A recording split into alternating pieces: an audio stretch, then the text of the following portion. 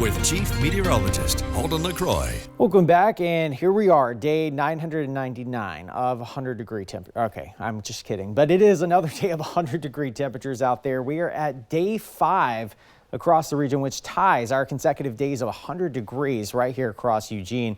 And yes, it looks a little bit hazy out there, and the reason why is we still have this increased ozone across the region. All that is kind of the car pollutants from your exhaust. Any kind of factory smoke out there tends to get trapped right here across the valley, and just like a pot, lid on a pot, I should say, kind of gets trapped, and we can't really get rid of it. Now, I will say some winds tomorrow afternoon, a little bit more so than what we had today. We'll slowly kind of drift that and thin the haze out toward tomorrow afternoon. But here we are, another day of 105 degrees. We got up to that yesterday, and we'll likely get up to upwards of 106 once we head toward around 5, 6 o'clock. Notice down toward the south, though, cooler. The reason why is wildfire smoke down across Jackson County and Roseburg as well. A little bit of that is drifting up to you guys, but again, most of you down toward Douglas County are dealing with the same thing that we are in the Willamette Valley. A lot of car pollutants, factory smoke, not necessarily the wildfire smoke that's mainly aimed down towards Siskiyou County. Here's the high pressure system. It's slowly going to start to weaken, and our relief is right around the corner.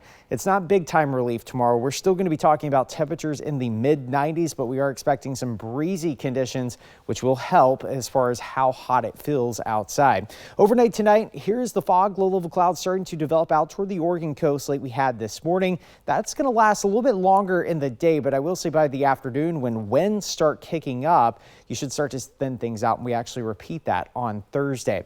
Here's a little snapshot again towards Tuesday evening. You can see the gustiest winds mainly inland, but out toward the coast, sustained winds anywhere from 15 to 20 miles per hour. Flash warning tomorrow. You can see we kick that up a notch where wind speeds are very close. Sustained winds at 30 miles per hour, mainly toward the afternoon. And as a reminder, it's always calmer in the morning as opposed to the afternoon hours. 98 degrees, still going to be hot for you folks up across the foothills. I will say the temperatures will start to climb down, even for foothill locations, as early as Wednesday, Thursday. But notice toward the weekend, we do briefly touch the 80s. We heat things back up a little bit and back down to around 89 degrees. But these numbers are more typical for this time of year.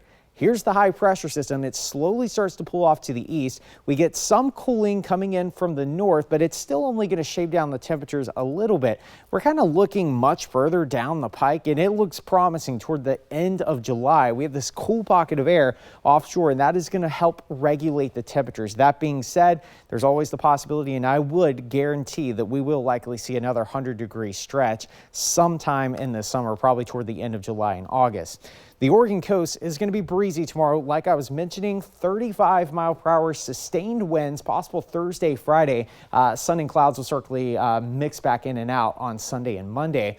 For the Umpqua Basin, 95 degrees Wednesday afternoon. Breezy afternoons will help with the heat, but I will say you guys are going to be stuck in the 90s for the next couple of afternoons. For the Cascades, 81 degrees Wednesday afternoon. Again, cooler weather towards next Monday and Tuesday, back down into the 70s. And for Eugene and Corvallis, 95 on Wednesday. You can see the slightly cooler temperatures toward Thursday and Friday. And I will say, Jen, normally we see these temperatures and we're complaining about it being hot at 89 degrees, but it certainly is going to feel a little bit cooler out there.